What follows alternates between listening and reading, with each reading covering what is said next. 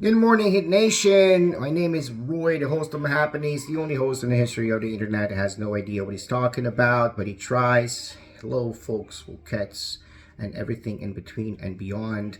I am here the morning after the loss, after the against the Pacers. They were again the favorites to beat us twice. We got them the first time. It seemed to be very easy, a game in which we stayed above 50% field goals the entire game, and this game was just completely different. And it breaks my heart because it was a great performance by Hero and a great performance by Bam Adebayo, but unfortunately we didn't have what it took. Against the Pacers this time, we never shot beyond 42-43%, and we ended the night at 40%, exactly to their 51.8%, and they never shot below 50%. So the entire thing flipped itself on the head. We only had 10 turnovers, right? The same amount as last game. They only also had 10 turnovers. So we didn't force turnovers. We didn't force steals. They had more steals than us. We shot 44.2% beyond the arc, which again, right, was a lot better by almost 10% compared to last game. And they only shot 0.6% more than us, 44.8%. We had 95% of our free throws. At a point we were at 100%, and Bam missed one, if I'm not mistaken, compared to their 90%. So why did we lose? Well, shooting below 50%. But they destabilized us early and went to keep up shooting efficiently from anywhere from the field on the field, right? They just destabilized us. They found their own mismatches and attacked us on multiple occasions with the starting lineup, with the bench unit. Kevin Love started cold, and that obviously contributed. Tyler Hero started cold, and that obviously contributed to that. Our defense could not contain, especially Miles Turner, right? It was a low shooting night.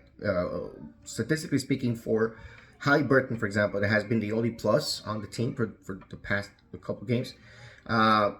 This time, the entire team functioned well, and they were not punished by Carlisle by taking them out taking the entire team out twice in the second half as they did in the first game.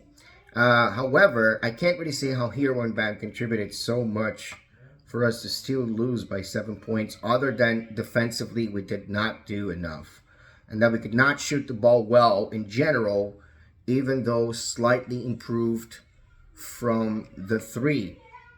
By the way, my predictions hit, right? When it comes to my price picks predictions, they actually hit. The stats were pretty much on the money, with the exception of Rozier. I actually made some money. That's why I don't bet on Rozier. That's why I said, with Rozier, be cautious. My friend texted me, even said, hey, I'm going to say that later, but I'm saying it again. I said, hey, about Rozier, I got it, but that was close. Again, right? They were the better team, but much less than the actual score shows. They were the better team by our hairline. Again, Hero and Bam functioned perfectly well, although both had shaky starts to some degree. The defense was just not there, and the offense was slightly behind the Pacers, but that's basically it. Their pace was better than ours compared to the first game. Our turnovers came from our inability to push up the pace as well.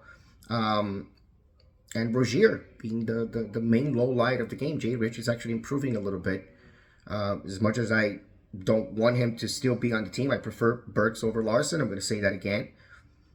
Rozier is our low light. Now, as for the Heat versus the 76ers, who is out? Jaime Jaquez Jr. is probably not going to play, I'll tell you, day to day because of his ankle. I don't think he's coming, especially because we have 5 days of rest before the next game on next Sunday only. Butler is still questionable this time, but I foresee he's coming back. Out for the 76ers, Tyrese Maxey, which a lot of people are going to say is good, but that's what a trap game is about. And Embiid is expected to play, of course, day to day. Our penny full hopes. We need to do better as a unit, consistency-wise, right? We were inconsistent in the 2 games against the Pacers. But again, it does tend to reason that a team that lost the first game because of certain things makes the right adjustments not to lose the second game. And it was by hairline, like I said, by hairline, by not having a couple of people do as well as they did even though we had Hero functioning what we had 8 points more than he did in the first game against the Pacers. We need that consistency. Generally speaking, we need the consistency in the rotation. Rotation still makes sense. And, although we cannot really blame any player in particular, especially because those that were shooting at a low efficiency early in the game then got a little bit better. But the assists were also not there, right? The turnovers in trying to push the pace were also not there. So, Rozier's numbers right now, whether I want to blame one player or not, Rozier's number right now are Lowry-like, and no one wanted that to happen. No one expected that to happen. So I can only hope that Coach Spo finds a role for him off the bench, but I don't think that's happening. I can't predict that's happening, but that's my hope. As Dante said regarding his prize pick, he barely made the Goblin. The Goblin was at 9 points. He barely made at 8.5. He barely made it. I was saying that 8.5 is a very solid bet, and he was not a solid. It was actually risky. He's our Achilles heel. He's the weakest link on the team, and that's exactly the main point that we have. That's our main Achilles heel. It's not having or not having bigs necessarily if you look at the big picture, but it's not having a good functioning point guard. Who can play point guard the team? That's debatable. We can talk about some ideas that bounce off of Ref, and the Ref said whether I agree with him or not, it's interesting enough. That makes me understand a bit more why insisting on Jay Rich is important for Spo, because Jay Rich is improving, right? Slowly but surely. As much as I don't want him to take minutes away from Burks or Larson, as I was saying before, he is improving, and we need a solid point guard because Rozier is not doing it. Now, the theory that I have in terms of that I got from Raf is that Bam can function well as the ball handler of the team. I even say that Butler can do that, and that's what I would say would probably happen. Even Love can do that in the starting lineup, but somebody else has to sub for Love. Love can only play those stints, so that's a little bit more iffy. Bam taking the ball up the court and still playing a 5 or a 4-5, that's an interesting idea. But I don't think that Spo is going to do that. So I hope Spo again finds it in its heart to move on from Rozier, even if experimentally, which means probably putting Jay Rich instead. I bet. If not, I hope that Rozier starts playing better. I don't know what else to say, right? Whereas Weir seemed to be a bad player to match up against the Pacers. He did a mediocre job in the first game. It seems like a good player for a matchup against this particular banked up 76ers. And banked up, again, trap. Banked up, no Tyrese Maxey. Those are all trap points right there. I can say that Butler's comeback is almost assured. That's why I'm actually going to talk about him in my penny picks later today. Or especially because of the 5 days of rest ahead of us, this is still unpredictable. Although as I post this video, the news may come out that he's available, and I don't know because I'm not reading it. Our penniless concerns. 76ers are, as Raf said, a trap game. I agree with him. I just provided you 2 points of proof that this is a trap game. But Maxey being out gives us a slight edge.